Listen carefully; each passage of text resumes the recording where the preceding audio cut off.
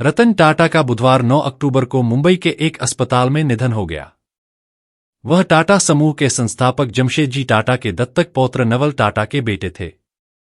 इसके बावजूद वह अपनी काबिलियत के बल पर टाटा समूह के चेयरमैन पद तक पहुंचे। उन्हें उनकी सौम्यता और विनम्रता के लिए खास तौर पर जाना जाता था। आलीशान घर में पले बड़े होने के बावजूद रतन टाटा बेहद सौम्य और विनम्र थे।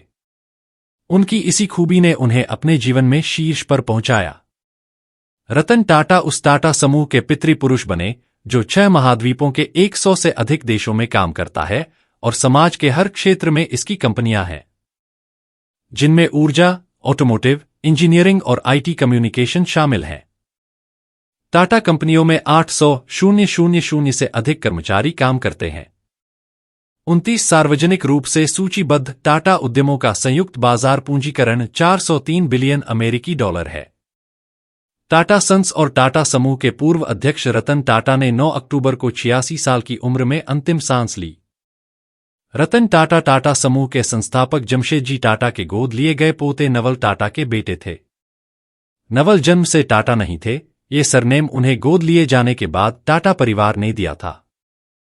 नवल टाटा का जन्म 30 अगस्त 1904 को होरमुसजी के घर हुआ था। उनका परिवार बॉम्बे, अब मुंबई, में रहता था। जब नवल टाटा 4 साल के हुए तब उनके पिता होरमुसजी का निधन हो गया। उनके गुजर जाने के बाद अचानक परिवार आर्थिक संकट में घिर गया। इसके बाद नवल और उनकी मां मुंबई से गुजरात के नवसारी आ गए। यहां रोजगार का कोई उपयुक्त साधन नहीं था। उनकी मां ने कपड़े की कढ़ाई का काम शुरू कर दिया। इस काम से होने वाली छोटी सी आमदनी से परिवार का किसी तरह गुजारा चल रहा था। मां को नवल के भविष्य की चिंता सताने लगी थी। नवल को टाटा परिवार ने अपनाया। परिवार को जानने वालों ने नवल की पढ़ाई और मदद के लिए उन्हें JN पेटिट पारसी अनाथालय भिजवा दिया। वहां वह अपनी पढ़ाई लिखाई करने लगे।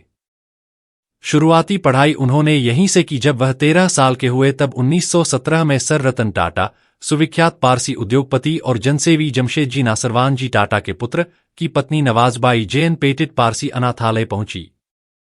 वहां उन्हें नवल दिखाई दिए। नवाजबाई को नवल बहुत पसंद आए और उन्हें अपना बेटा बनाकर गोद ले लिया, जिसके बाद नवल टाटा परिवार से जुड़कर नवल टाटा बन गए। इस तरह खून का रिश्ता न होने के बाद भी नवल का टाटा परिवार से जुड़ाव हुआ। इस तरह नवल टाटा समूह के संस्थापक जमशेदजी टाटा के दत्तक पौत्र हो गए और रतन टाटा पर पौत्र, इस नाते वह टाटा परिवार का एक अभिन्न अंग बने। नवल ने की 2 शादियां। रतन के पिता नवल टाटा ने 2 शादियां की थीं। उनकी पहली पत्नी सूनी कॉमिसेरिएट और दूसरी सिमोन डुनोयर थीं। सूनी कॉमिसेरिएट से उनके 2 बच्चे रतन टाटा और जिमी टाटा हुए। 1940 में नवल टाटा का सूनी कॉमिसेरिएट से तलाक हो गया था। 1955 में नवल टाटा ने स्विट्जरलैंड की बिजनेसवुमन सिमोन से शादी की, जिनसे नोएल टाटा का जन्म हुआ। नवल टाटा कैंसर की बीमारी से ग्रस्त हो गए। 5 मई 1989 को मुंबई में उनका निधन हो गया। दादी ने की परवरिश। 28 दिसंबर 1937 को बॉम्बे, ब्रिटिश भारत, वर्तमान मुंबई, में जन्मे रतन, नवल टाटा और सूनी कमिसारिट के बेटे थे। जब रतन टाटा 10 साल के थे तब उनके माँ बाप अलग हो गए थे। उसके बाद उनकी दादी नवाजबाई टाटा ने उनकी परवरिश की। रतन टाटा का पालन पोषण उनके सौतेले भाई नोएल टाटा, नवल टाटा और सिमोन टाटा के बेटे के साथ हुआ। रतन टाटा ने कैंपियन स्कूल, मुंबई, कैथेड्रल और John Connon school, Mumbai, Bishop Cotton school, Shimla और रिवरडेल कंट्री स्कूल, न्यूयॉर्क शहर में शिक्षा प्राप्त की। वह कॉर्नेल विश्वविद्यालय और हार्वर्ड बिजनेस स्कूल के पूर्व छात्र थे। कॉर्नेल विश्वविद्यालय से आर्किटेक्ट और स्ट्रक्चरल इंजीनियरिंग में डिग्री और हार्वर्ड एडवांस्ड मैनेजमेंट प्रोग्राम जैसी योग्यताएं प्राप्त करने के बावजूद रतन टाटा ने अपना करियर 1962 में टेल्को, अब टाटा मोटर्स और फिर टाटा स्टील में काम करते हुए शुरू किया, जहां उन्होंने चूना पत्थर की खुदाई की और ब्लास्ट फर्नेस में टीम मेंबर के रूप में काम किया। 1981 तक रतन टाटा टाटा इंडस्ट्रीज के अध्यक्ष और JRD के उत्तराधिकारी बन गए। 1991 से 2012 में अपने रिटायरमेंट तक वो टाटा समूह की होल्डिंग कंपनी टाटा सन्स के अध्यक्ष बने रहे। उनके कार्यकाल के दौरान समूह का राजस्व बढ़ा, जो 2011 से 12 में कुल 100 बिलियन अमेरिकी डॉलर से अधिक हो गया था। एक दूरदर्शी व्यक्ति के रूप में उनके मार्गदर्शन में कंपनी अपने रिवर्स कोलोनियलिज्म के लिए जानी गई, क्योंकि इसने 2000 में चाय कंपनी टेटली को 407 मिलियन अमेरिकी डॉलर में, 2007 में एंग्लोडच कोरस ग्रुप को 12 बिलियन अमेरिकी डॉलर में और 2008 में जगुआर लैंड रोवर को 2.3 बिलियन अमेरिकी डॉलर में खरीदा था। कंपनी ने दुनिया भर में होटल, केमिकल कंपनियों, संचार नेटवर्क और ऊर्जा प्रदाताओं को भी खरीदा। कंपनियों का अधिग्रहण करना और उन्हें बदलना टाटा के कारोबारी करियर की खासियत रही है और उनके मार्गदर्शन में टाटा समूह की किस्मत में उल्लेखनीय वृद्धि हुई।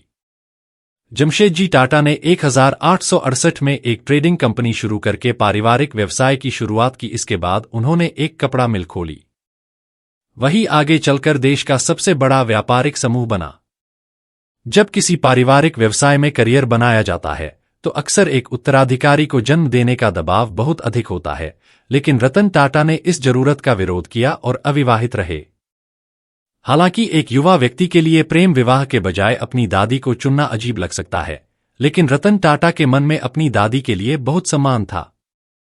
उनके माता पिता के तलाक के नतीजों ने उन्हें दर्द और दिल का दर्द दिया, लेकिन इससे उन्हें जो सबक मिले वे उनके चरित्र का हिस्सा बन गए। उन्होंने लिखा था, मेरी मां के दोबारा विवाह करने के तुरंत बाद स्कूल के लड़के हमारे बारे में तरह तरह की बातें करने लगे, लेकिन मेरी दादी ने हमें हर कीमत पर गरिमा बनाए रखना सिखाया, एक ऐसा मूल्य जो आज तक मेरे साथ है। इसमें ऐसी स्थितियों से दूर रहना शामिल था जिनके खिलाफ हम अन्यथा लड़ सकते थे। हालांकि ऐसे कई मौके आए जब रतन टाटा ने अपनी बात पर अड़े रहकर लड़ाई लड़ी। जब उन्होंने 2012 में 75 साल की उम्र में कंपनी चलाने से इस्तीफा दे दिया, जैसा कि फर्म के संविधान के अनुसार था, उसके बाद एक नए अध्यक्ष की जरूरत थी। साइरस मिस्त्री को इसलिए चुना गया क्योंकि उनके पिता पलोंजी मिस्त्री भी इसी वंश के थे, जिनकी टाटा व्यवसाय में 18.5% हिस्सेदारी थी। टाटा परिवार से विवाह के नाते साइरस की बहन आलू ने टाटा के सौतेले भाई नोएल से शादी की थी। यह एकदम सही लग रहा था। दोनों परिवारों के बीच सदियों पुराने संबंध तब खराब हो गए जब 2016 में साइरस को बर्खास्त कर दिया गया। साइरस का दावा था कि उन्हें गलत तरीके से हटाया गया था। उन्होंने कंपनी की संरचना और रतन टाटा दोनों की आलोचना की और मामला सुप्रीम कोर्ट में पहुंचा, जहां जज ने टाटा समूह के पक्ष में फैसला सुनाया। फैसले से खुश रतन टाटा ने कहा था कि मेरी ईमानदारी और समूह के नैतिक आचरण पर लगातार हमलों के बाद दोषमुक्त होने के बाद मैं बेहद खुश हूं।